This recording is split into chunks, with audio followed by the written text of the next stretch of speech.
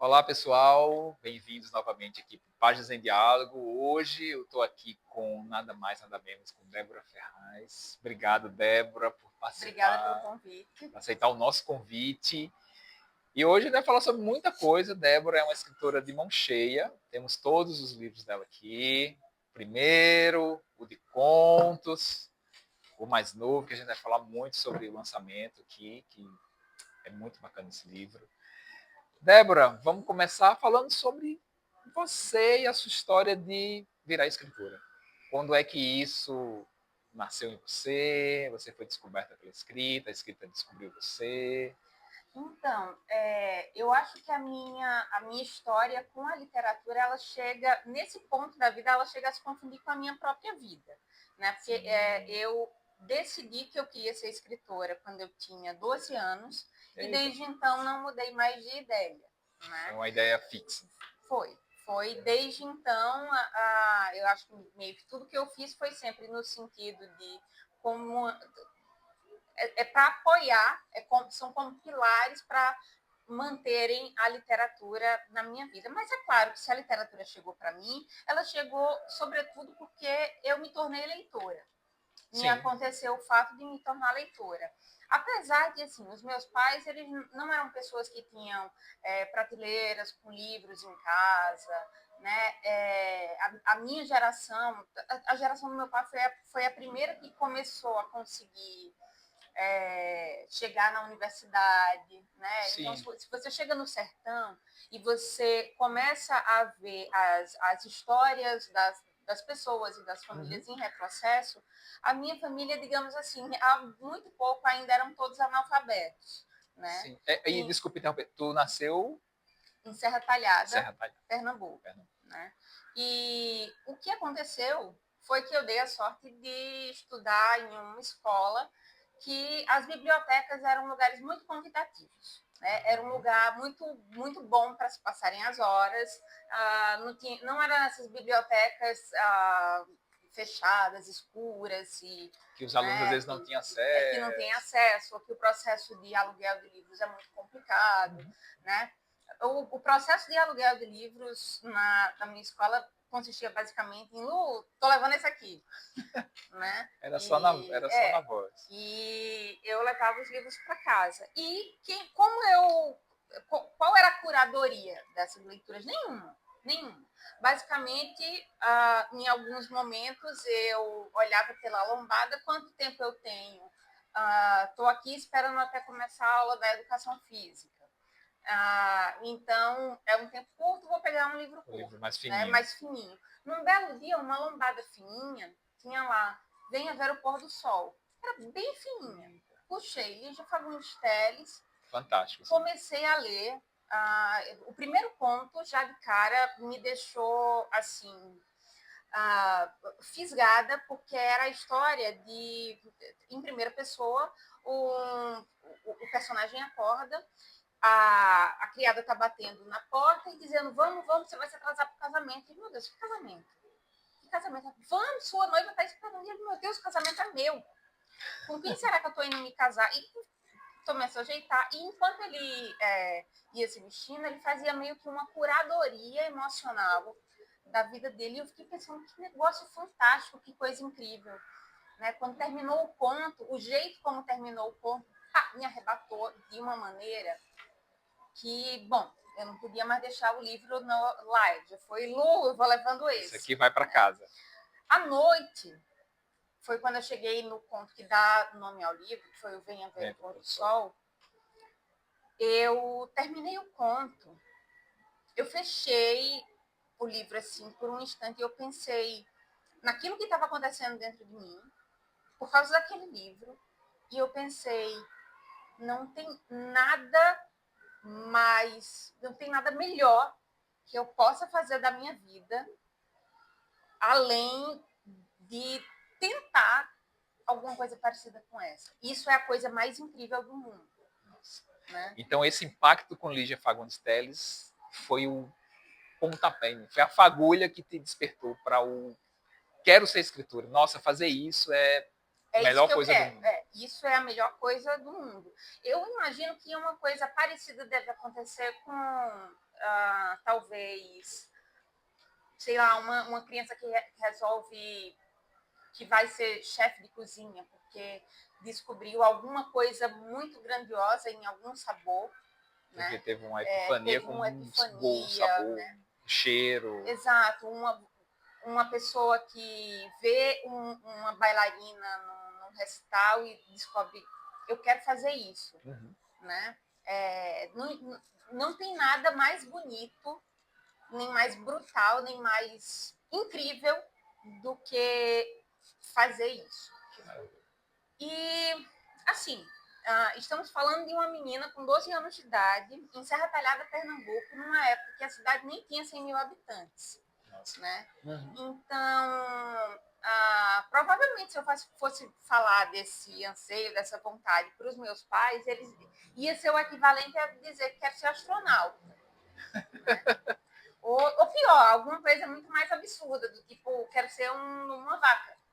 Né? E alguém precisar me convencer de que você não vai ser uma vaca. Não vai rolar. Né? Você nasceu humana, você vai ter que... né? Seu destino é ser humano. Né? Então, só que o que aconteceu foi...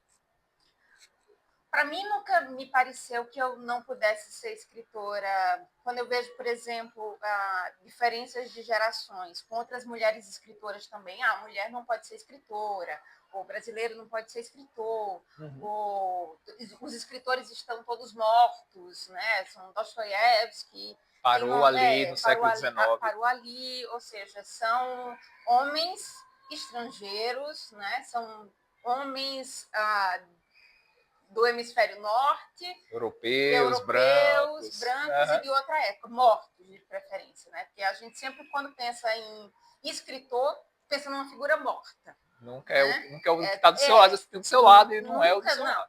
Eu sou escritor, então como? Você não tá bom? Não morre. E daí, meus pais deram talvez muito azar na vontade deles de querer que eu fosse advogada, porque essa fagulha surgiu comigo com a Lígia Fagundes Telles, que era mulher brasileira e estava viva. Então, assim, nada neste mundo ia me dizer que eu não podia ser. Né?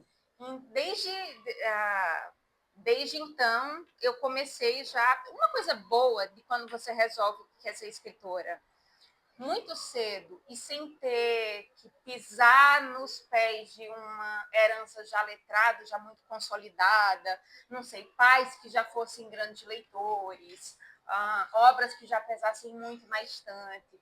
É que eu nunca tive essa visão da literatura como uma coisa sisuda, como uma coisa muito importante, ou como uma coisa que era, antes de tudo, longe. Né?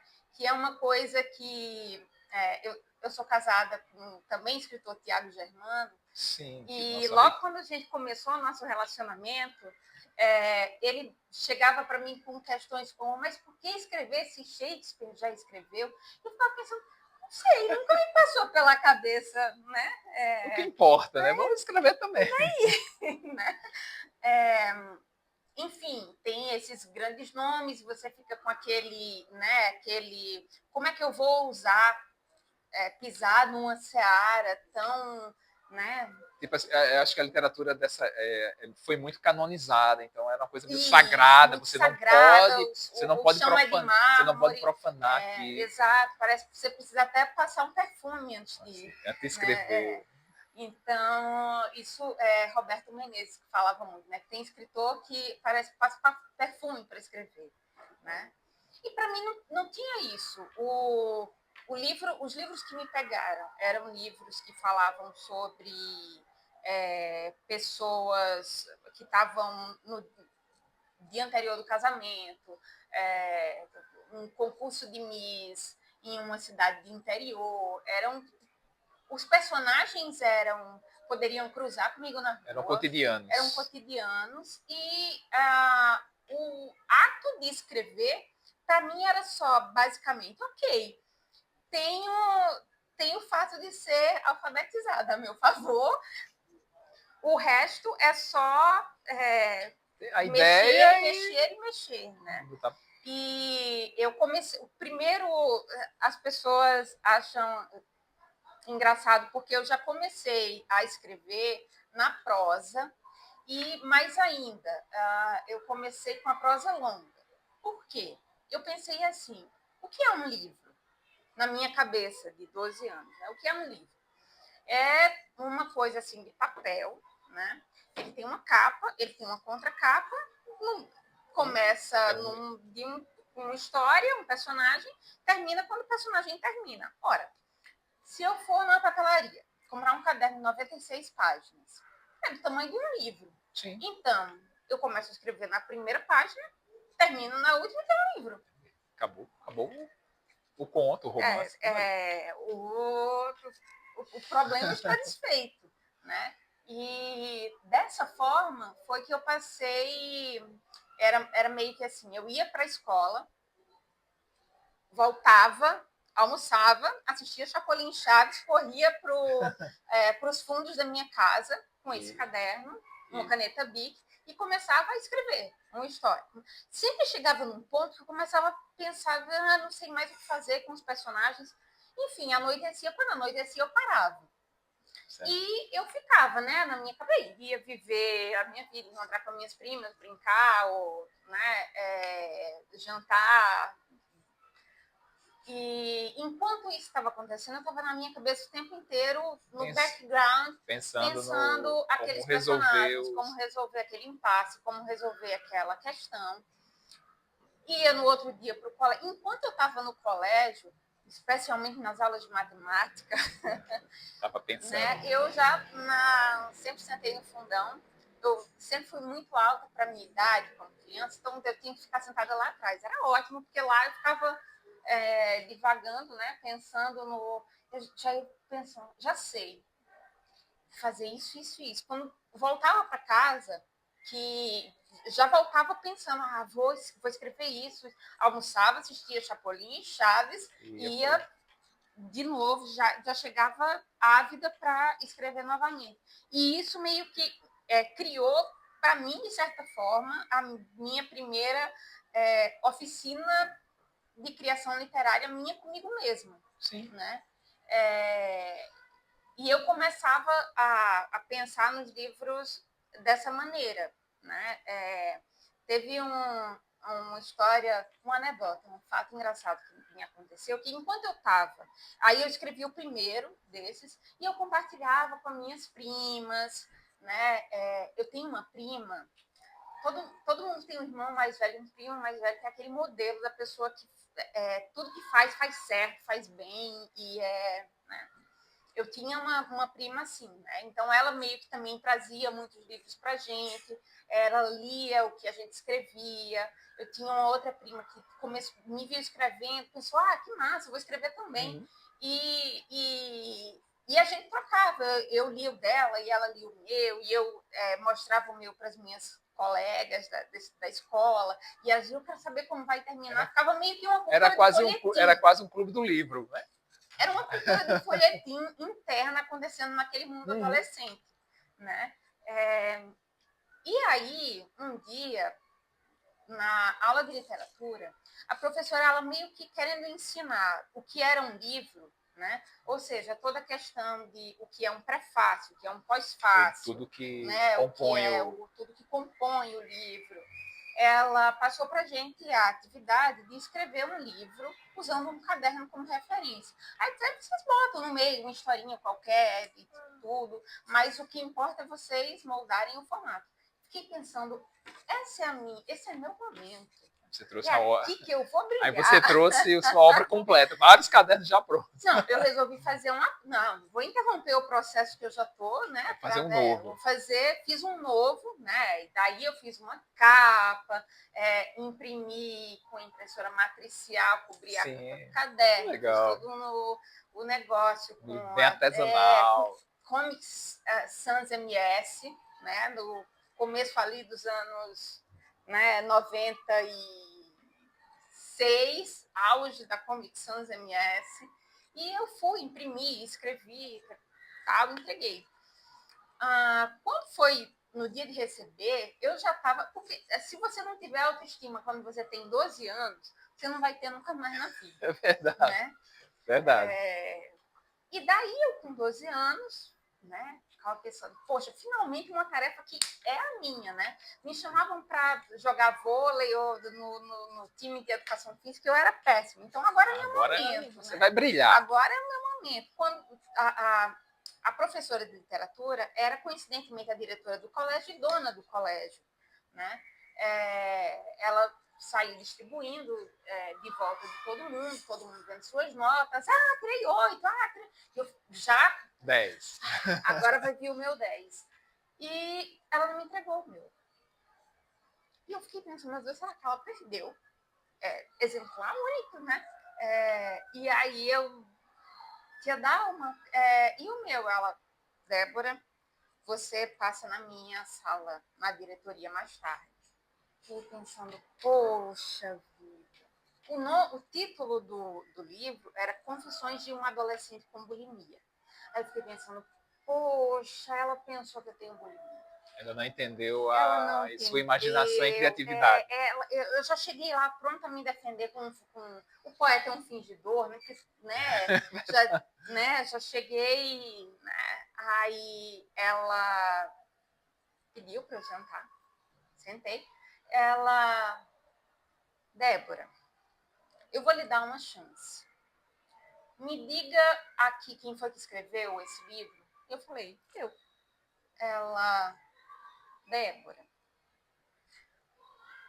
você estuda aqui desde que você tinha 1 ano e meio de idade. A gente deu uma madeira para você, a gente trocou sua fralda. Não é possível que você, estudando aqui, você não saiba que plágio é uma coisa muito séria e tudo mais. Eu disse, poxa, sim, eu sei que plágio é uma coisa muito séria. Ela disse, Débora, eu li esse livro, ele foi escrito por uma escritora de verdade. Eu falei, sim, eu sou uma escritora de verdade. Olha aqui meu outro livro, tirei um outro da bolsa, né? No final me dei mal porque ela ficou muito empolgada, educadora e tudo mais. Disse, quer dizer, então, ela ligou para minha mãe. E aí disse, quer dizer que a gente tem uma escritora e minha mãe, inocente, de pai e mãe, né? Como assim? Eita. Eu disse, Débora está escrevendo as tardes todas. Descobriu o seu segredo. Ela dizendo, e você dizendo que estava estudando matemática, dona moça. Né? Segredo. No final me dei mal de qualquer forma. Mas então, desde então, eu nunca mudei de ideia. Foi sempre procurar ver como é que são construídas essas coisas tão incríveis para mim, que são as histórias, que é a estrutura de um texto, o que é que faz esse texto ser tão melhor que esse para mim. E como eu nem sabia que existia uma forma de se estudar isso a sério e tudo mais, a minha técnica era mais ou menos a mesma que a minha mãe usou para aprender a costurar quando a minha avó não queria ensinar para ela. O que ela fazia? Ela pegava as roupas prontas, daí ela descosturava todas e ia vendo como é que ia feito. Aí ela ia grudando com durex e fazendo e entendendo ali o molde da roupa. Eu ainda hoje tenho um exemplar do Vastas Emoções e Pensamentos Imperfeitos, do Rubem Fonseca, que eu me lembro que eu fiquei pensando, poxa, por que esse livro me capta desde a primeira página? Aí eu ia fazendo assim, olha, aqui tem uma pergunta. Aqui aparece essa outra personagem. Né? Estava meio que dissecando o livro. Eu ia dissecando, eu ia vendo, olha, aqui terminou uma cena, aqui começou outra. Então, isso permitiu, me deu um solo para que eu conseguisse né, pavimentar e estudar. E aí, quando eu descobri que tinha ainda... já existia gente, já existia estruturalismo, já existiam pessoas, né? Que faziam isso. Foi um grande salto assim para mim. Eu não preciso descobrir a roda do zero. Já né? tem coisas aí que eu posso aproveitar. E aí você entra na faculdade, depois que passa esse período da escola, e você entra na faculdade. Na verdade, aí vem outra grande anedota. Ai, meu Deus. Aí é que tá. As anedotas elas começam muito cedo até chegar o momento do lançamento do livro mais recente, mas você que já trabalhou em sebo sabe que às vezes os autores se arrependem dos seus livros. Eu acho que você Sim, já. eu tenho. Não sei se Eu já. fiz coisas recentes, pessoas recentes já me pediram para recolher, porque não. Isso aí é o primeiro, não quero mais ter distribuindo. Pois é. Me aconteceu de. Eu publiquei um livro de contos quando eu tinha 16 anos. E, naturalmente, um livro de contos de uma pessoa de 16 anos ainda tem muitas precariedades, né? Sim, claro. E sobre isso eu gosto de dizer. Eu não tenho culpa se você está lendo um livro de uma pessoa de 16 anos, a culpa é sua e da sociedade. Ela que não permitiram não responde ainda pelos seus erros, nem mesmo os estruturais. Nem menos os literários. Né? Muito menos os literários. Mas aos 16 anos eu publiquei por conta própria esse livro de contos que se chamava Os Anjos. Os Anjos. E eu, por conta própria mesmo, porque foi escondido da minha mãe e do meu pai, foi aqui no Espaço Cultural onde a gente está gravando. Né? Teve uma história de como isso foi feito, e logo que eu entrei na universidade com 17. Uhum. E publiquei o livro quando eu estava no 3º ano do ensino médio, tinha 16. Dos 16 para os 17, você tem um ganho de capital cultural absurdo. Então, você passa a se envergonhar. Eu passei os meus 17 inteiros voltando no sebo literário, tentando comprar tudo de novo. O rapaz já me conhecia, não apareceu nada ainda. Né? E até que, em algum ponto, eu realmente desisti. Desistiu de adquirir a tiragem completa. Foi. Então, esse livro é uma relíquia. Quem tiver esse livro da Débora, guarda, que é uma relíquia, viu? E aí tem uma história engraçada. Em algum momento eu realmente parei de procurar, mas eu comecei a namorar com o Tiago Germano. Ele ficou sabendo dessa história, ele foi procurar o livro no sebo uma vez escondido, sem me dizer. E foi logo depois de eu ter ganho o prêmio Sesc. Sim, vamos falar. Tá aqui o livro que deu a ela o prêmio Sesc 2014, Quando Deus Não Está Olhando. Vamos falar sobre quando ela chegou aqui. Pois é. Tinha saído o prêmio Sesc, e aí ele disse, mas então esse livro existe? Existe, não existe, né? Aí ele foi no sebo uma vez e ele conseguiu um exemplar que tinha surgido no meio tempo em que eu deixei de lado. E adivinha só, o livro que estava lá era um livro dedicado ao meu ex-namorado. Eita! Era um ex-namorado e comprado pelo meu atual eterno namorado. Oh, maravilha! Então, esse... Aí ele guardou com a dedicatória. Tá guardou com com a dedicatória do antigo namorado. Que maravilha! Isso dá um conto, viu? E aí você chega nesse período no Prêmio Sesc com Quando Deus Não Está Olhando, seu primeiro romance. Isso. Como é que foi essa chegada? Como é que foi essa produção? Porque você vinha escrevendo, né, esporadicamente, né, assim, lançando pouca coisa, lançou livro de contos. Eu tinha resolvido que eu não ia lançar nunca mais. Depois do conto, do livrinho de conto. A menos que eu tivesse certeza de que eu não ia me envergonhar no ano seguinte. Eu vejo muito assim, entre as pessoas que começam a escrever, existe uma ansiedade enorme pelo momento de publicar, pela hora da publicação, pelo momento em que isso vai estar disponível para ser lido e visto por todo mundo. E eu gosto de perguntar para as pessoas, olha, não esqueça que o mal de desejar muito uma coisa é que ela pode acontecer.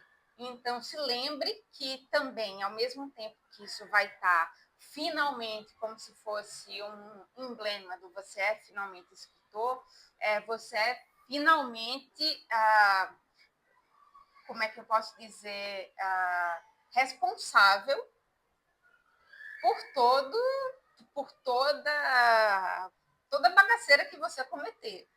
Porque você vai estar no mundo e não é mais, você não tem mais controle. Não tem mais controle, você não tem controle de como é que seu leitor vai ler, você não pode editar mais. Está no mundo. Tá no mundo. É porque cada leitor tem a sua visão, tem a sua percepção. Você escreve uma coisa pensando que a pessoa vai entender uma coisa, a pessoa entende outra, a pessoa tem outra perspectiva. E aí vai. E, sobretudo, literatura é uma arte lenta. Né? Eu gosto de deixar isso claro sempre quando eu dou oficina para pessoas que estão começando. Eu entendo essa vontade de querer publicar, porque eu já tive. Mas já venho assim, como trago notícias do futuro, que o que vale a pena mesmo é algo que, tempos depois, por exemplo, esse livro, passaram-se 10 anos desde a publicação dele. Pode ter muita coisa que eu pense, hoje eu escreveria melhor, hoje eu escreveria diferente, mas não tem nenhuma página da qual eu me envergonhe. Né? Que é um processo natural. 10 anos depois você olharia com outros olhos e não tem muito... Exatamente. Né? Eu olho e penso, esse é a melhor versão do Enquanto Deus Não Está Olhando, que o Enquanto Deus Não Está Olhando poderia ser. Há outros crescimentos que foram dados a outras obras, que foram dados para o Ogivas, outros crescimentos que vieram com o Sombrio Coração da Inocência, né?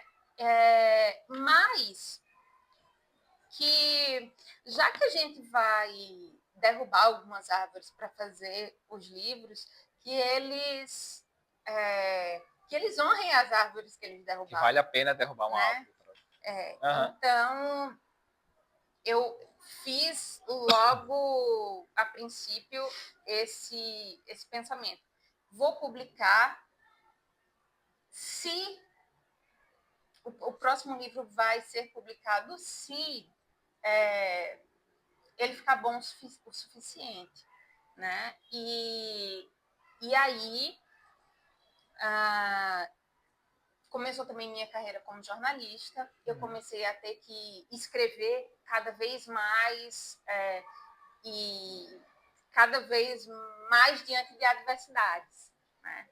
Escrever como jornalista você escreve no meio do tá caindo o mundo de chuva e você está escrevendo com o pé na lama, porque você não vai esperar até você chegar na redação, sentar num computador em que você vai estar em paz. Não, você tem que ali e no calor do momento, escrever, entrevistar as pessoas. E foi essa experiência que moldou também o modo como eu escrevi. Que foi ganhador do Prêmio SESC 2014, que eu recomendo mais, é um livro muito bom. Isso aqui foi indicado por Astier Basile. Astier disse, rapaz, lê Débora, o primeiro livro dela, que é muito bom e tal. Então, eu li, é muito bacana, vale muito a pena. Não é uma indicação qualquer, né? Astier Basile é um baita leitor exigente. Demais. Aliás, enquanto eu estava escrevendo o Enquanto Deus Não Está Olhando, e eu tenho uma questão de gostar muito de diálogos e das coisas que estão no meio do caminho do diálogo. Eu estava trabalhando na mesma redação que ele, do Correio da Paraíba. Eu era repórter de cidades, ele era repórter de cultura. E alguns dos livros, sempre as pessoas esquecem de ver quais livros estavam alimentando o autor para que dele saísse essa obra. O que é que estava orbitando você para... Exato. Alguns desses livros saíram diretamente da livraria, da biblioteca particular de Astier, que foi quando ele vendeu todos os Paul McCartney dele, e eu peguei em promoção, né? Então, muito da minha construção de diálogo veio essa dica de Astier, disse, você vai gostar de Paul McCartney. Meridiano de Sangue, Onde os Velhos Não Têm Vez. Isso. Meridiano de Sangue é bom. Sobretudo, Todos os Belos Cavalos. Eu acho esse aí eu não tenho. Nossa, eu acho que foi um dos livros que mais me influenciaram. E é um dos que talvez seja menos falado do Paul McCartney. É verdade. E aí, como é que foi essa transição para o conto? Porque aí você estava sendo sempre prosa longa, e aí você sai da prosa longa para um conto. Isso foi um intervalo, um respiro. Não, vou dar um respiro e vou escrever contos. Nossa! Poder... Então, né? Foi o oposto. Eu quero um desafio. Foi o oposto, porque é engraçado que as pessoas acham que para escrever conto, você vai ter mais facilidade do que para escrever um romance. Acho mais difícil conto. Nossa, é muito mais difícil. Você precisa condensar, né, um pensamento em poucas páginas. Basta dizer, para escrever um livro desse que tem, deixa eu ver, 366, se não me engano, vamos ver se eu estou certa. 366 páginas, eu precisei de uma ideia. Para escrever esse aqui, eu precisei de, meu Deus, quantas ideias? Eu não sei nem quantos pontos tem, mas vamos lá. 1, 2, 3, 4, 5, 6, 7, 8, 9, 10, 11, 12, 13, 14, 15, 16, 17. E, na verdade, 18 ideias, porque ainda tem, no caso do Ogivas, principalmente, existe um conceito que atravessa o livro inteiro, que fecha ele. Então, são 18 ideias precisando ser iniciadas, desenvolvidas terminadas e terminadas para que o livro... E depois juntar tudo isso e ver se as peças se encaixam mesmo. É quase como... Eu comparo construir um romance a você construir uma casa de alvenaria. Né?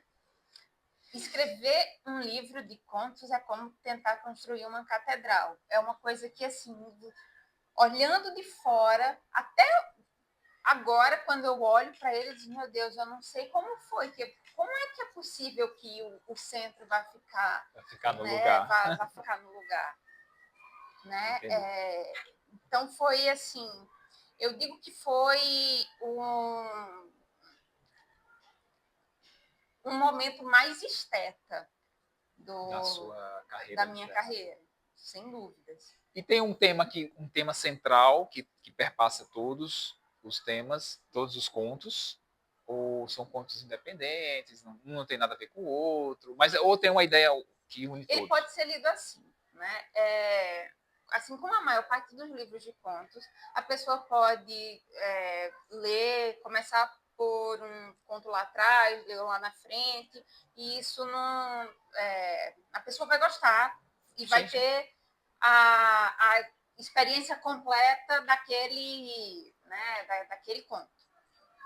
Mas a pessoa que resolver ler do início ao fim, né, vai perceber que ele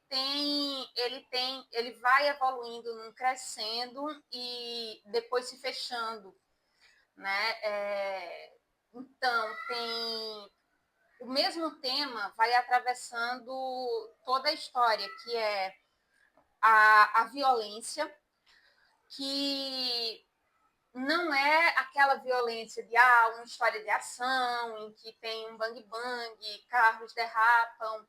É aquela violência que está nas pequenas coisas, né? No ato de você estar em um carro sendo levado para uma festa, para uma coisa que teoricamente deveria ser muito divertido e, no entanto, só em estar sendo carregado para essa suposta diversão, isso é uma violência interna, né? É quando uma personagem resolve dar tudo de si até ao máximo para conseguir fazer uma pirueta, né? Por causa e perceber a forma como os olhares atravessam, né, essa personagem. Então, são personagens que estão no limite de um mundo que pede sempre produtividade, que pede sempre para que você vá mais rápido, mais rápido, mais rápido. E você está lá tentando girar mais rápido, e faz a piruete, vai, e tenta, Essa e levanta. Essa sociedade capitalista. Essa sociedade capitalista. Produza, e a gente está um pouco como o Charlie Chaplin nessa máquina, apertando parafusos, e aquilo é violentíssimo. Que coisa mais violenta do que apertar um parafuso quando você não consegue respirar? Você não tem outra vivência, só aquele parafuso. Só aquele movimento repetitivo que não te leva a lugar nenhum. Que não te leva a lugar nenhum e que você fica automatizado naquela coisa, quebrado para sempre. Você é alienado da sua... Você é alienado do seu próprio pensar, do seu próprio sentir. E esses personagens estão em momentos limites em que a partir daquele ponto, algo se perdeu para sempre. Algo se perde para sempre. Uma ingenuidade se perde para sempre. Né? Então, é como se fossem balas, como se fossem ogivas. Né? Tem, inclusive, uma história, que é uma história real, de uma menina no Rio de Janeiro que foi vítima de uma bala perdida. Uhum. E que eu trocando muito uma ideia com o Marcelo Moutinho, eles lá no Rio de Janeiro mesmo, eles dizem, uma bala perdida nunca é uma bala perdida, é uma bala achada, porque essa bala tem destino, sim. Ela não vai parar no corpo de uma pessoa que mora no Leblon. Verdade. Essa bala... Sempre é um corpo negro na periferia. Sempre é um corpo negro na periferia. Perfeito. Então não é uma bala perdida, é uma bala achada. Uma bala que tem endereço. Tem endereço. Né? Então, esse livro ele nasce dessa percepção de que, e ao mesmo tempo que essa bala atravessa a gente também pode usar ela como linguagem e tentar ir adiante, atravessar um pouco mais. Entendi. Construir uma catedral. Belíssimo. Fica a dica, lindo livro, recomendo. Esse aqui eu comprei na pré-venda, o meu. E o meu é autografado. o meu atravessador para o autógrafo é Aldaci. Assim, você que é amigo íntimo, leve os meus livros para eles autografarem. Eu me lembro quando ele chegou, eu acho que ele chegou lá no meu aniversário, inclusive, com... Foi, ele disse, não, eu vou para o aniversário e aniversário de Débora, eu vou levar. Então tá aqui os dois. Foi o catálogo de pequenas espécies do Tiago e o Ogivos. Aí ele levou lá e eu ganhei. E aí a gente vai passar de novo para a prosa longa. Você sai 10 anos depois. Aí eu queria o Sombrio Coração da Inocência, pela BBA. Eu recomendo demais também, é um livro muito bonito. E a primeira pergunta é por que 10 anos? É o tempo mesmo de maturar, de não cometer erros e ficar arrependida quando sair. Como é que foi essa elaboração do, Na verdade, do coração? Existe a história por baixo das histórias, né? Entre o Enquanto Deus Não Está Olhando e o Sombrio Coração da Inocência, que na verdade foi escrito antes de ser escrito Ogivas. Né? Muito embora alguns dos contos do Ogivas tenham sido escritos antes, mas o conceito do livro... O livro já estava pronto. O que aconteceu foi, eu fiz o doutorado em escrita criativa, eu fiz o mestrado em narrativas audiovisuais aqui na UFPB, e depois eu fiz o doutorado em escrita criativa lá em Porto Alegre, com o Luiz Antônio de Assis Brasil, né? Enquanto eu estava fazendo o doutorado, estava também escrevendo um outro romance.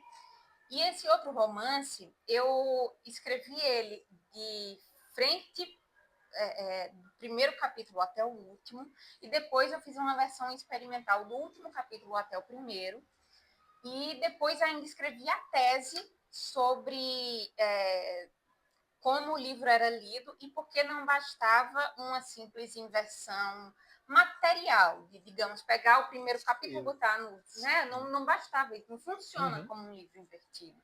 Como uma história... É necessário reescrever. É necessário reescrever e, mais do que isso, dar ao leitor combustível suficiente para continuar.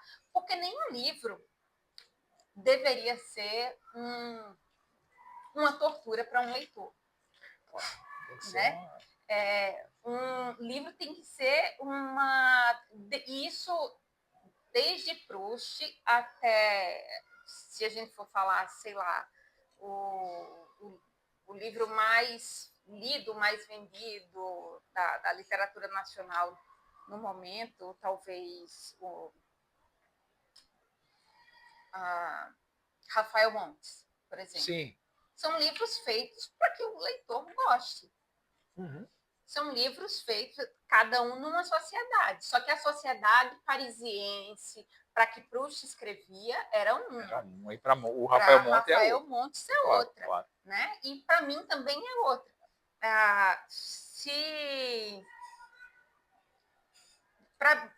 Para mim tinha a questão de tem que ser um livro que eu gostaria de ler.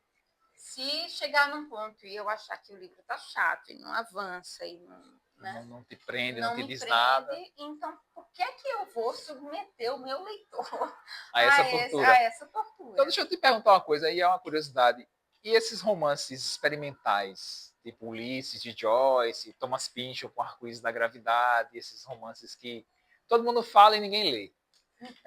Então, assim, o que é que tu acha dessa experimentação? Porque eu li Ulisses com William Costa, né, jornalista, amigo, a gente fez um desafio e lemos juntos. Uhum. Foi uma tortura. Aí só que a gente leu, aí disse, não, William, vamos tentar. A gente tentou umas 5 vezes começar. E eu não consigo tirar Book Mulligan, né, aquele gordinho com o barbeador, aquela página eu li umas 500 vezes para poder passar dali. Então a gente leu esse livro, foi difícil, claro, foi uma experiência maravilhosa, mas foi arrastado, quase a gente não termina. Mas foi bacana. Eu não recomendo a ninguém fazer isso, porque você perde muito tempo, tem muita coisa legal para ler. Mas o que é que tu acha dessas experimentações? Tu leu algumas coisas assim? Tu gosta dessa coisa da experimentação, de romper com a língua? Eu acho que existem bons e maus experimentos.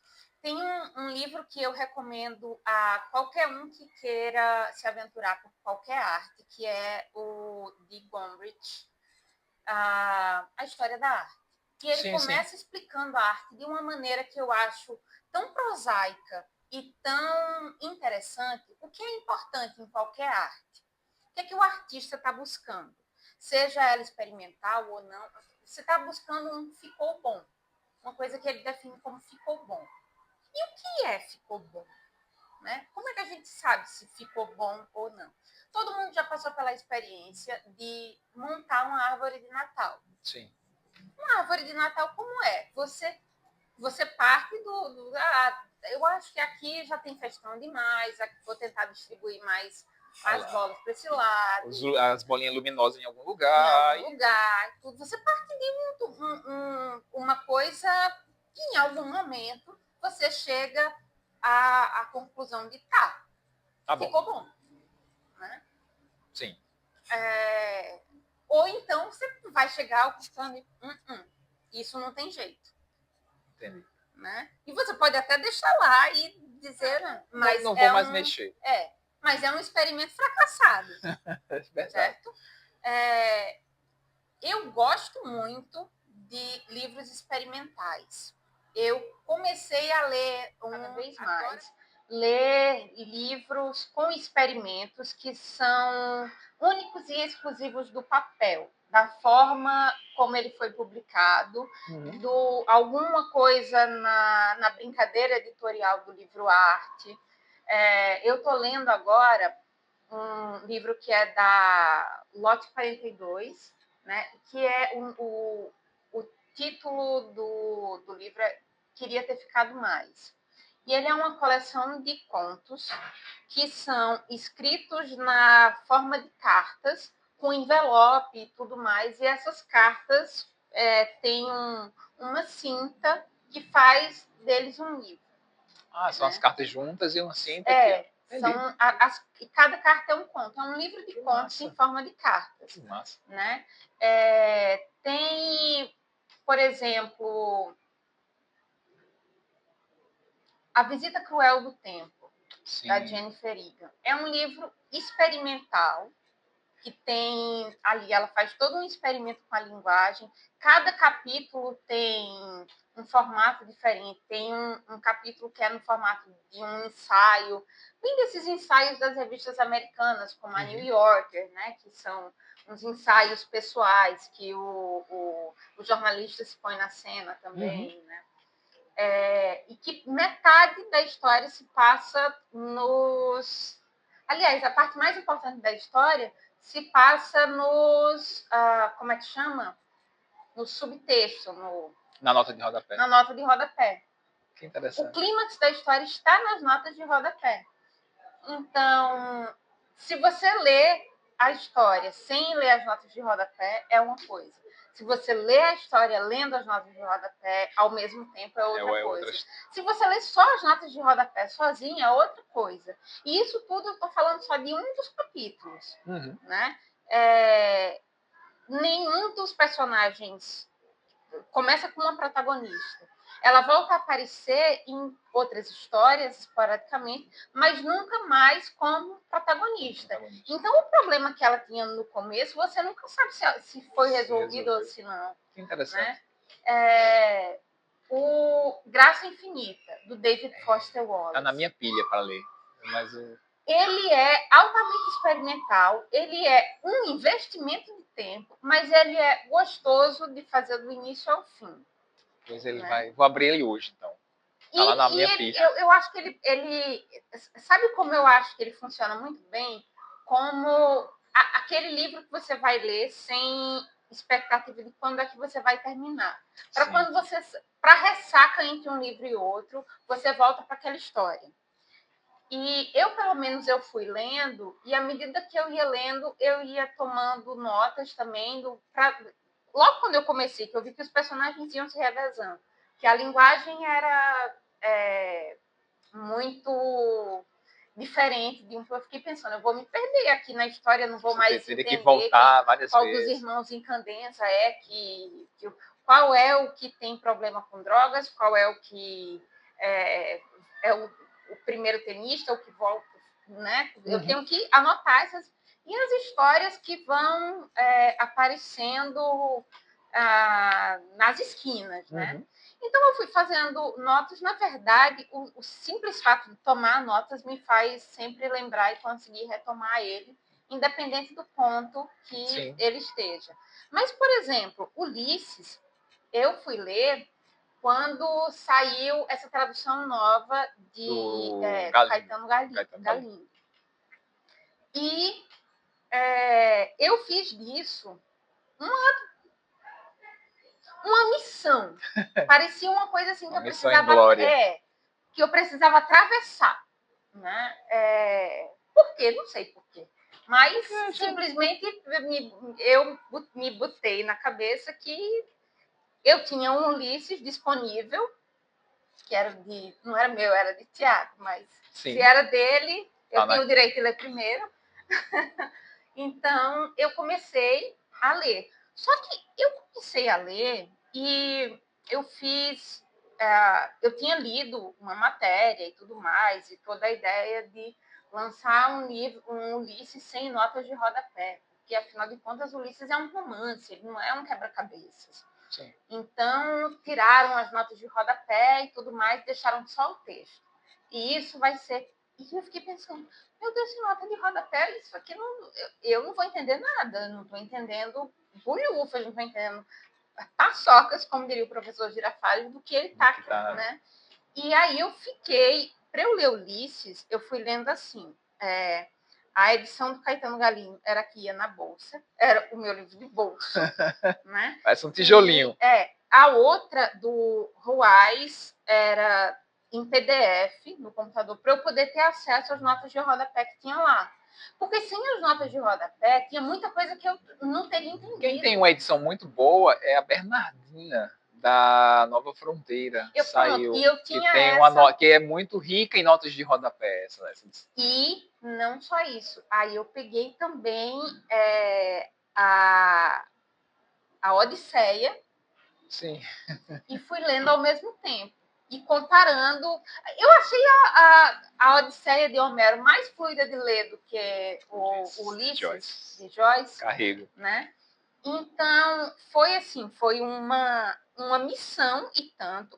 Fiquei, meu Deus, por que diabos eles tiraram as notas de rodapé? Sem as notas de rodapé não dá para entender, porque são coisas muito particulares da cultura irlandesa. Muito... São coisas de uma marca de casacos que existia na década de 20. Alguns personagens que aparecem que são da história da Irlanda, né? Então, se você não conhece a história da Irlanda, você não conhece as ruas da Irlanda, você não entende nada daquilo. E com as referências, aí então eu fui avançando muito lentamente, porque cada capítulo que eu lia, eu ia lendo uma parte numa versão, aí não começava a ficar muito confuso, aí eu ia para o referente na outra versão, que estava em PDF no computador, uma outra, vendo outra coisa também, lendo também a Odisseia, tudo ao mesmo tempo, para eu conseguir entender, para eu conseguir avançar, porque eu não consigo fazer essa coisa de eu simplesmente ir lendo sem e depois depois lá na frente eu entendo. Não, eu quero entender agora, eu estou lendo agora, eu quero entender agora. Eu sei lá o que, vai me acontecer. Se eu for atropelada daqui a pouco, eu vou ficar sem saber o que danado eu estava lendo. Né? Então, aí depois eu tive a honra de poder. Aí, logo depois eu tirei férias, eu acho que Astier no Correio da Paraíba, e fui e entrevistei a editora, né, a Penguin, de por que é que... E essa escolha de vocês de fazerem o Ulisses sem nota de rodapé, nenhum interesse pessoal em saber disso, imagino apenas como repórter, né? Só por uma pergunta jornalista. Aí ele disse, porque a gente está pensando em lançar o manual de leitura do Ulisses. Tá. E parece que saiu, né? Ele lançou o manual, saiu uma edição. Aí a gente vai fazer um manual de leitura. Certo, venda casada, né? Porque, de fato... interesse comercial. Então, assim, eu gosto muito de literatura experimental, mas eu gosto que a experiência... ainda que... A experiência que você tem vendo um quadro de Da Vinci não é a mesma que você tem vendo um quadro de Van Gogh, que não é a mesma que você tem vendo um quadro de Kandinsky. Mas são experiências que funcionaram. Né? Então, eu acho que, sobretudo hoje, quando a literatura já é quase um item de colecionador, como se fosse, sei lá, pessoas que são interessadas nessa geringonça de papel. De papel. Então, que cada vez mais que os experimentos sejam para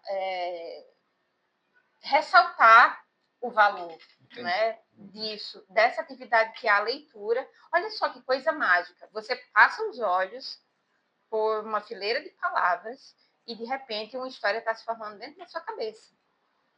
Verdade. E essa história, às vezes, toca em você de uma forma que muda a tua vida. Sim. Eu passei pela experiência de chegar como repórter nessa cena em que estava lá o pai, uma das filhas dele já tinha sido tirada do rio, tinha morrido afogada, a outra estava sendo tirada do rio. Bem na hora que eu cheguei, foi a hora que estavam tirando a segunda menina do rio. Fotógrafos trepado em árvore, cada um com suas teleobjetivas, tentando pegar um ângulo mais sensacionalista. E as pessoas estavam interessadas em ter a linha certa, porque afinal de contas aquilo tinha acontecido no meio do expediente, é tipo 11 horas da manhã. Isso tem que fechar a edição, vai ter troca de turno e todo mundo querendo correr para voltar para a redação e não pode fazer hora extra, e aí vai, né? E você vendo aquilo do ponto de vista do absurdo que é, porque eu fui a última a chegar, né? O carro da TV, do jornal do Correio foi o último a chegar. E logo depois foi, bora, corre, vamos fazer sonora e vamos entrevistar a outra menina que estava junto. E eu fiquei pensando, a história, para resumir, esse pai tinha passado a noite em casa, as filhas não chegaram da escola, estudavam à tarde, as filhas não chegaram em casa, começaram buscas para procurar as meninas, a polícia procurando e todo mundo procurando. E essa menina, essa outra, em casa, tinha ido com elas para o Rio e não disse nada. Não disse nada e eu fiquei na minha cabeça sem aquilo fechar. E aí alguém perguntou para ela, por que você não falou que elas estavam no Rio, né? E ela falou, porque se eu dissesse, aí minha avó ia saber que eu tinha matado o Aura. E aquilo, assim, pra mim foi um negócio que nunca fechou, nunca... Meio que não fazia sentido. Não fazia o menor sentido a resposta com as perguntas, com todos os vãos da história. Eu fiquei pensando, isso aqui é um livro-reportagem sobre o que é de verdade a adolescência das meninas.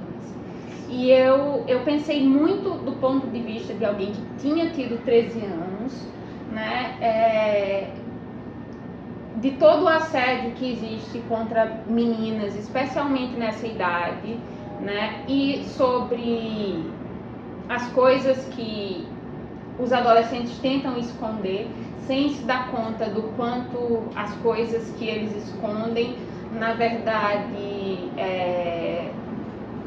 é contra eles mesmos, e o que os próprios adolescentes entre si estão fazendo contra si mesmos, uns com os outros, né? E eu fiquei pensando, rapaz, eu tenho que ir na escola dessas meninas, eu tenho que entrevistar outras pessoas. Eu me lembro que tinha um garoto que estava lá, que estava com a farda do colégio, do mesmo colégio que frequentavam essas meninas, né? E todo mundo foi lá pro outro lado e perguntei pra ele, né? Elas eram amigas suas e tudo mais, ele ficou só olhando pra mim assim, tipo, não quis responder, saiu. E eu fiquei pensando, a matéria tem que ser, eu falei pra minha editora, eu disse, e se eu fosse lá no colégio, procurasse saber, investigar mais. Ela disse, não, foi um afogamento acidental, tá? Não tem história. Pro jornal, talvez não tenha. Pro jornal de hoje, não tem, mas certamente tem aqui uma história. E aí foi muito aos poucos que eu me dei conta que existem verdades, e aí entrando bem na cadeia do true crime, existem verdades que a ficção dá conta melhor de contar do que o próprio jornalismo, né? Porque a ficção não precisa comprometer ninguém, não precisa comprometer aquela menina específica, não precisa dar nomes, você não expõe ninguém. Não expõe ninguém, porque é sobretudo esse o grande risco e o grande perigo quando você trata de histórias com adolescentes, com crianças. Exposição. Né? A exposição. E eu me dei conta que eu tinha recursos e histórias que aconteceram comigo, que aconteceram com pessoas que eu conhecia, que aconteceram com uma menina que morava ao lado da minha casa, que aconteceu com todas as pessoas que participaram daquele Me Too, né?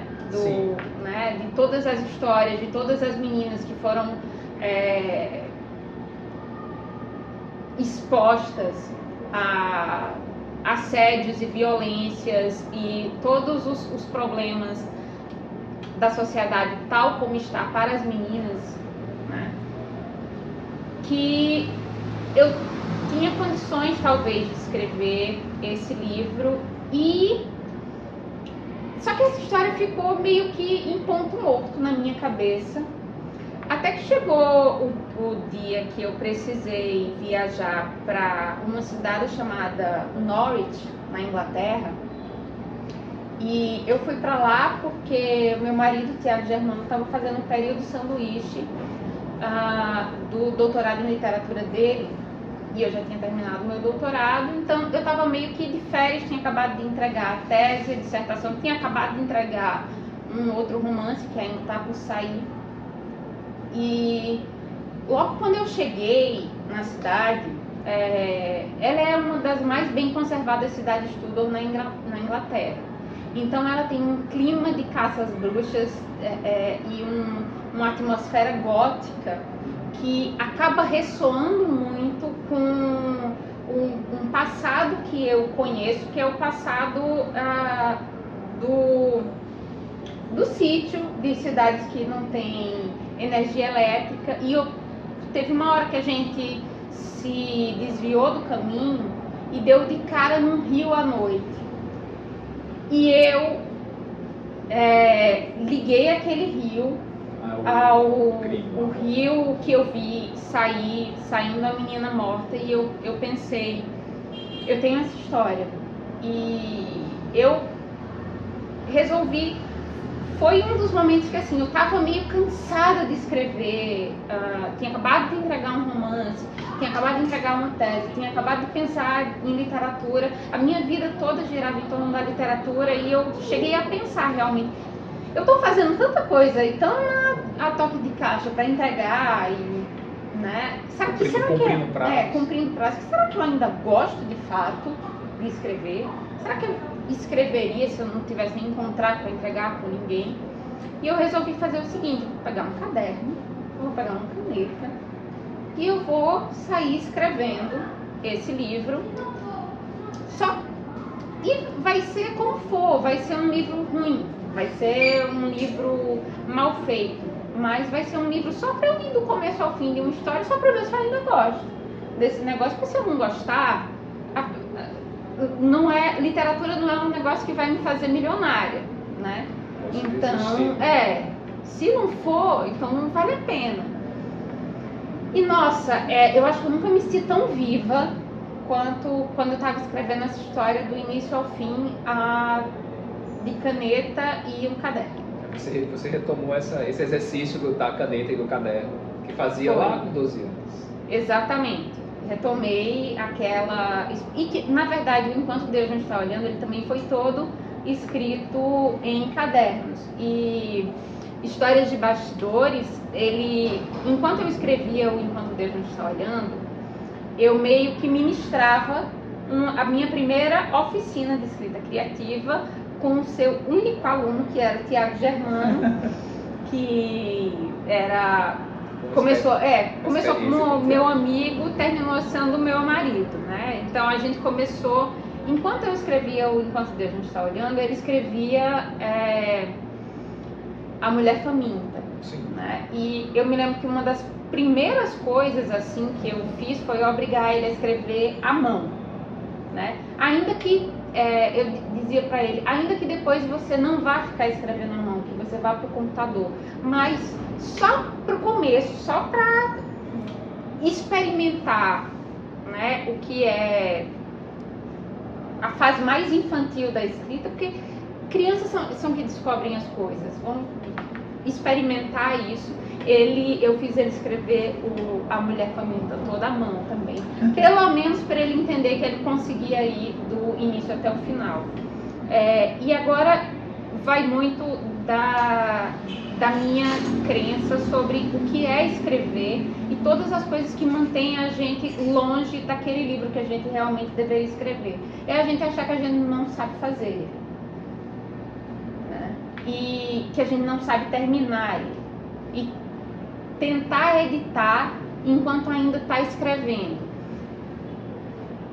como jornalistas, como cronista e tudo mais, a gente, e que vai sempre escrevendo direto no computador, a gente tem aquela tecla de backspace muito fácil para deixar você eternamente, né?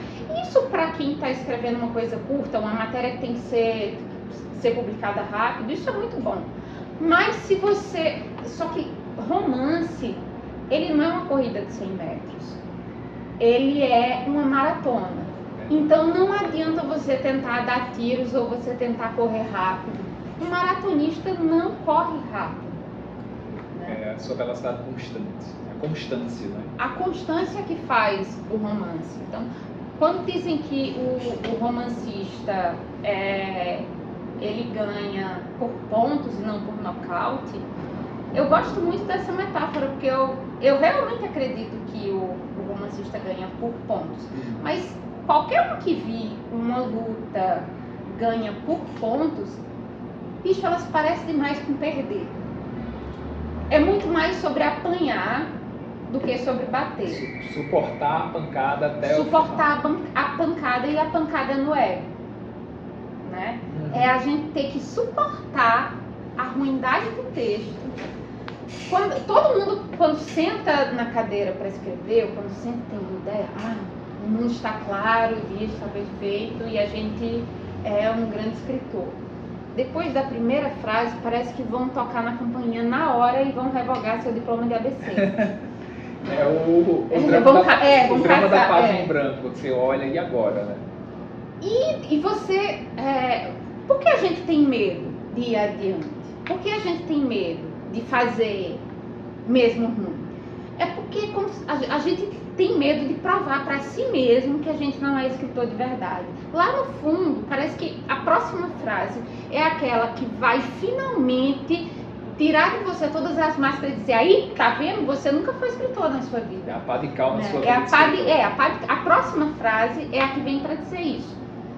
E aí, o ofício do romancista, porque o romance não se faz do dia para a noite, não se faz uma sentada de 2 horas, é de você aguentar esse impacto, aguentar esse murro, aguentar, apanhar, sair, parecendo, o seu ego está em frangalhos, está parecendo que vai direto para o hospital. E no outro dia voltar. Nosso romance aqui tá aqui. Resistiu bravamente aos 12 rounds e escreveu esse romance maravilhoso. Essa foi uma luta boa. Essa foi uma boa. Você ganhou por pontos. Ganhei por pontos. O Sombrio Coração da Inocência, o novo romance da Débora, e tá aí para quem quiser descobrir. Muito bacana, um romance muito lindo. Acho que vale muito a pena essa leitura aí para 2026. Débora, e a escrita criativa? Vamos falar um pouquinho sobre essa sua vertente. Você é professora de escrita criativa, você tem curso de escrita criativa. Como é que você chegou a ter esse curso de escrita criativa, se dedicar a isso, e como é que as pessoas podem te encontrar para ter seu curso, sua mentoria? Eu acabei descobrindo por acidente que eu gostava muito de ensinar e que eu gostava muito de aprender, e que eu aprendia, quanto mais eu ensinava, mais eu aprendia, né? E eu acabei indo para a vida acadêmica porque eu tinha muitas perguntas. A vida acadêmica se constitui de diálogos, né? Então, eu comecei a pensar que a escrita, ela precisava... Aliás, não, deixa eu refazer tudo isso. Como eu descobri a escrita criativa como uma coisa que podia ser estudada, né?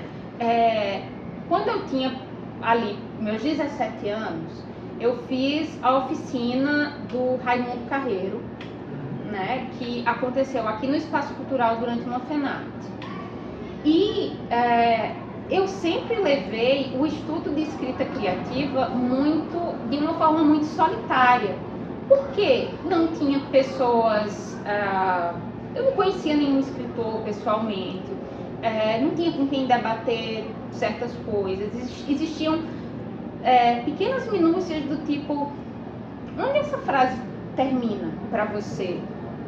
Porque eu não estou conseguindo ver onde ela termina. Que eu queria ter com quem debater.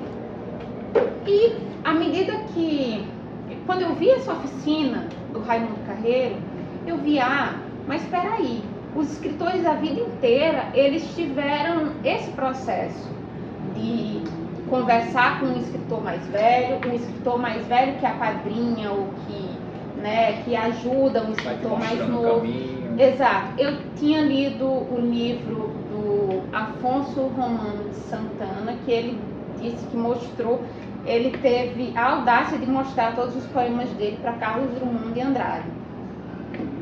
E o Carlos Drummond de Andrade retornou para ele e disse: são todos ruins, mas esse aqui é bom. Poxa, que devolutiva maravilhosa! Esse aqui é bom. Então, seja lá o que tem, quais sejam as características que tem esse poema, é por aqui que eu devo ir. Esse é o caminho. Esse é o caminho, disse Carlos Drummond de Andrade. Então, o próprio Raimundo Carreiro, ele aprendeu muito com a Ariano Suassuna. Só que todo esse caminho do tem alguém, um escritor mais velho, que aceitou de conversar com você sobre literatura, acabava que só replicava o quê? Escritores, homens, passando um cajado de um para o outro na forma de uma sociedade secreta, né? Quase como uma maçonaria, né? E para onde é que vão as meninas de 17 que querem escrever literatura séria? Quem elas procuram? Para onde elas vão? Verdade. Né? Com quem elas conversam? E aí que maravilha que existia já então, estavam começando coisas que eram instituídas. Aqui tem uma coisa chamada Oficina de Escrita Criativa, vem quem quer. Já tem um espaço para as existe um meninas. Espaço, existe um contrato, existe um modo de como esse conhecimento é trocado, como é passado, e isso me incentivou cada vez mais a querer, não que eu ache que eu saiba alguma coisa que é muito superior ao que vai saber um tutorando, muito pelo contrário.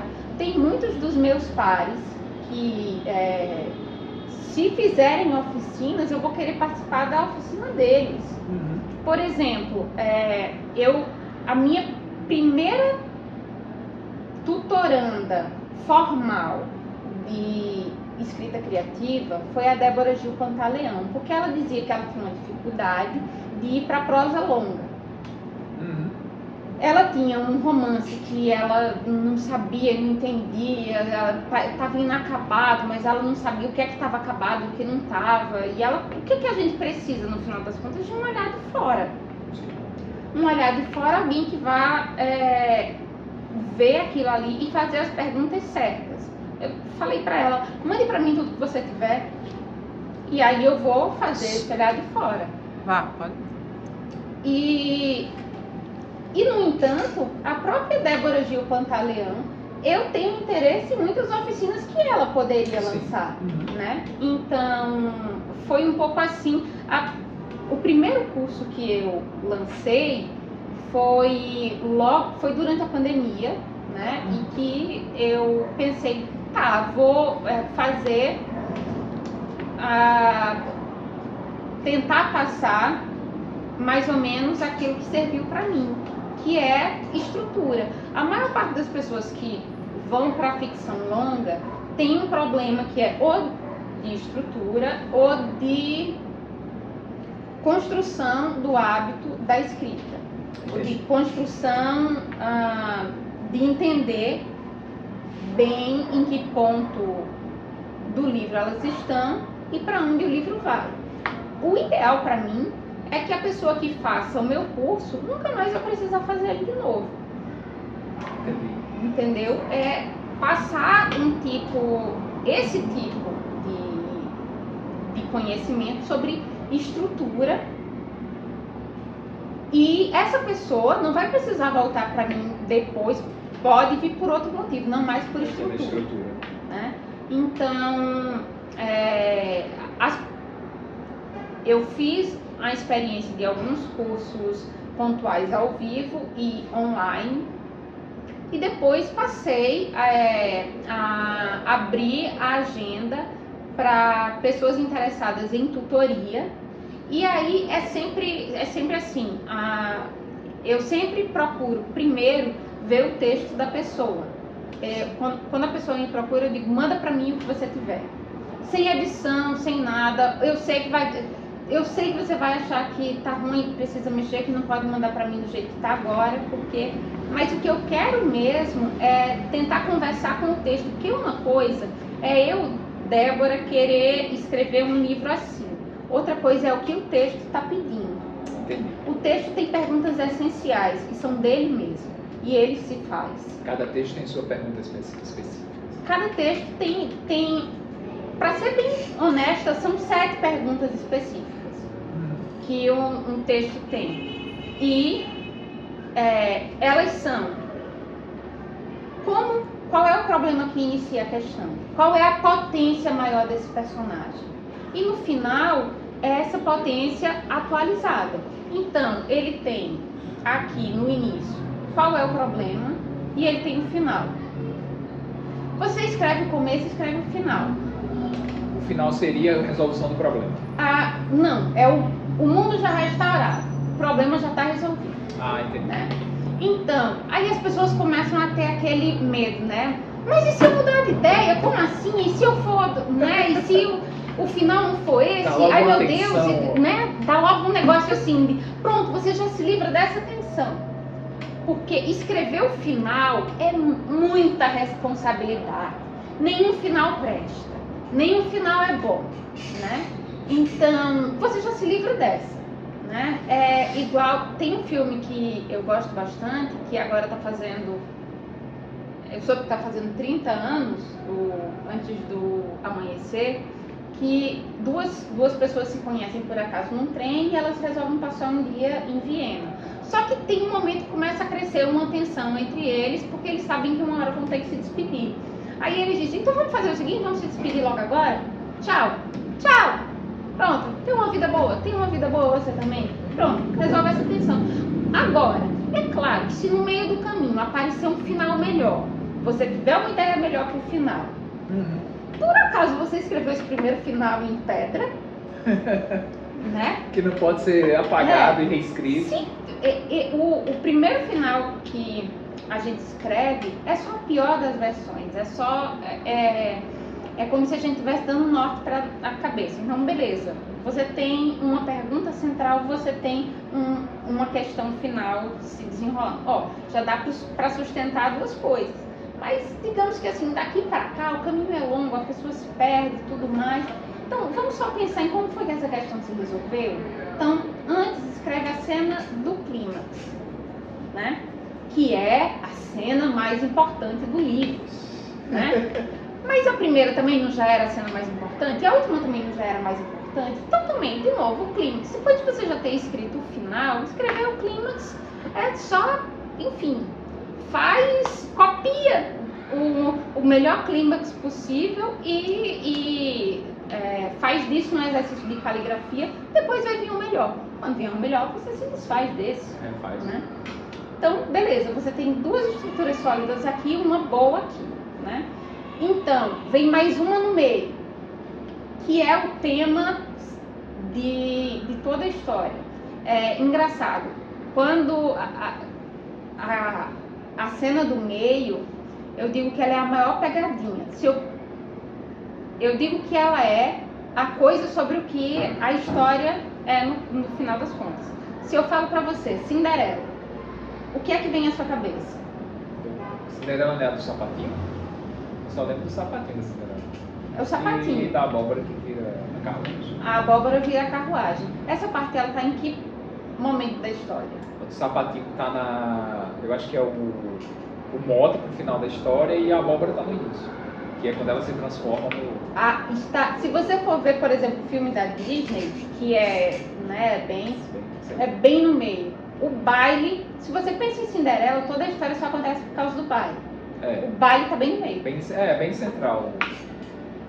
E aí você fala, entre a abóbora e o sapatinho perdido. É o baile. É o baile. Uhum. Então, tem uma coisa que inicia a história como ela deve ser, alguma coisa vira uma abóbora. Qual é a coisa no seu livro? A questão é você aprender a fazer as perguntas sobre o seu próprio livro.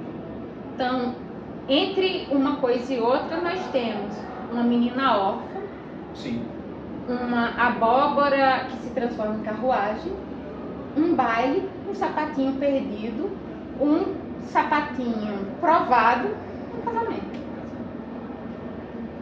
Deu quantas coisas?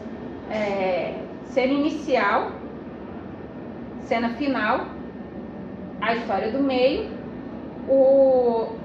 a entrada no novo mundo, que é o baile, e a sair de volta para o mundo real e o clímax. 6.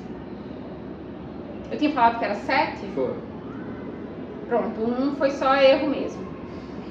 Né? E aí no meio de tudo isso você vai escrevendo e vai e aí pensa amarra só, depois que você pensa tudo isso, você desencarrega seu cérebro de um monte de coisa. Então eu só tenho que escrever do ponto que ela fica órfã até a abóbora.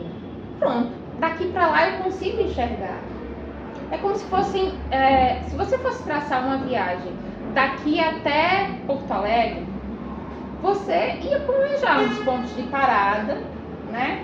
Qual você ia dormir para depois voltar a pegar a estrada. Sim. Então, do momento que ela fica órfã até a abóbora, eu consigo escrever. Da abóbora até que toque a meia-noite, eu consigo escrever. Da meia-noite até o sapatinho, eu consigo escrever. Do sapatinho até o momento que ele é provado e que ele cabe, eu consigo escrever. E depois o livro está pronto. E aí você pensa, mas aí tá certo, isso é uma história um ponto tradicional. E quantas histórias que são experimentais e tudo mais? Aí não vai ter isso.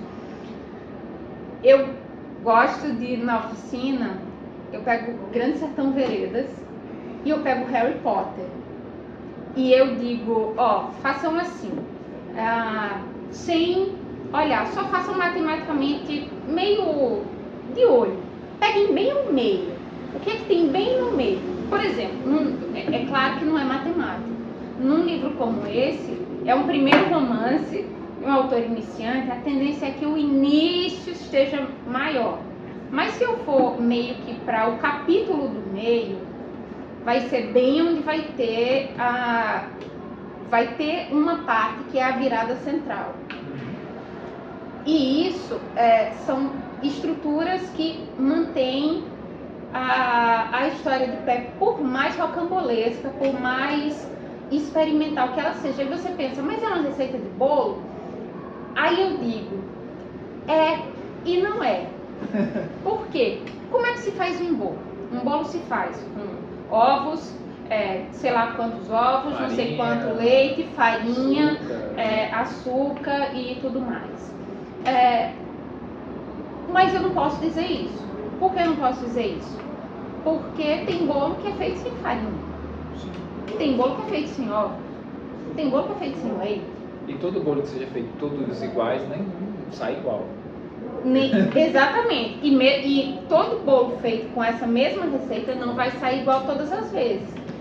E daí tem o seguinte, um romance, uma história, ela é composta de certos elementos que nenhum deles é obrigatório, mas que existe uma essência, uma coisa ali que faz o papel, esse papel, por exemplo, eu posso fazer um bolo sem farinha usando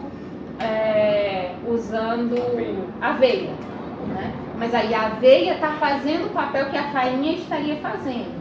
A grosso modo, você pode mudar qualquer um dos elementos, mas você tem que saber quais são os elementos que vão trabalhar. É meio que como entender mais do que sobre os elementos, é entender a química. Então, quando eu digo que cada livro tem uma pergunta específica, é que dentro desse modelo de ter 6 estruturas, né, nenhuma delas é imutável. Você pode substituir, por exemplo, dizer que todo romance tem um cenário, tem um personagem. Aliás, a única coisa necessária é que sempre tenha um personagem, né? Mas nem todo romance tem diálogo, nem todo romance vai ter um cenário, nem todo romance vai ter esses elementos, mas vai ter alguma coisa que vai cumprir a função desse elemento. E curiosamente, agora que estamos entrando em 2026, as pessoas que quiserem entrar em contato para tutorias e para os cursos de escrita criativa, elas podem me achar no Instagram através do @drferraz e a agenda do ano meio que está sendo aberta para a gente ir trabalhando. Maravilha. Né? E é sempre, e é como eu digo, é sempre um grande, uma aventura trabalhar num livro de outras pessoas e trabalhar no seu próprio. É uma responsabilidade grande. É uma responsabilidade, e é uma aventura e tanto, que é feita sempre numa questão dialógica, sabe? Num crescimento de ambas as partes. Né? Maravilha. Depois disso eu não tenho que falar mais. Foi uma aula de escrita criativa que a gente teve aqui. Débora, muito obrigado por participar, você foi incrível. Você aqui, maravilhoso. Tá aqui o romance novo de Débora, né? O Sombrio Coração da Inocência. Eu recomendo muito.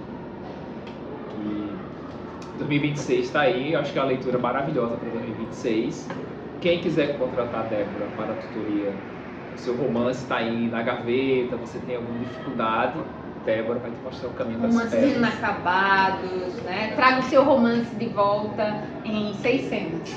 6 cenas, olha aí, com a Débora que vai fazer você tirar o seu romance da gaveta. E, então, um abraço a todos e até a próxima.